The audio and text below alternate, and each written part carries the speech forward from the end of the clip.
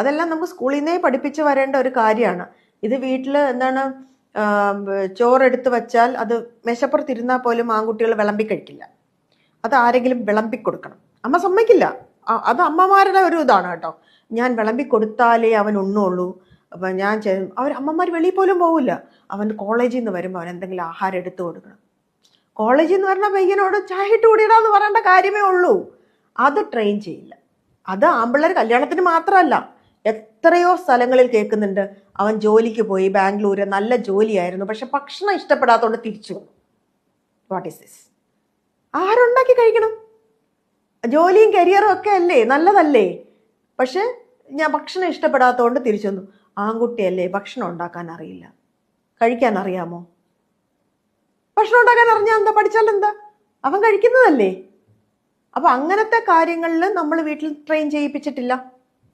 അത്തരം കാര്യങ്ങൾ പോലും നമ്മൾ പെണ്ണിനെ പഠിപ്പിക്കും.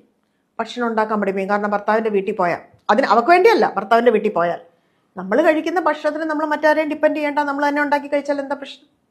ഇല്ലേ? വീട്ടിൽ പാത്രം കഴുകുക, അല്ലെങ്കിൽ വീട്ടിലെ കാര്യങ്ങൾ ചെയ്യുക, അമ്മയെ സഹായിക്കുക, ഇങ്ങനത്തെ കാര്യങ്ങളൊക്കെ ചെയ്താലല്ലേ ഇനിയൊരു കുടുംബം വരുമ്പോൾ, അവൻ്റെ സ്വന്തം കുടുംബമാകുമ്പോൾ അതിനോടൊരു റെസ്പോൺസിബിലിറ്റി അവന് തോന്നുള്ളൂ.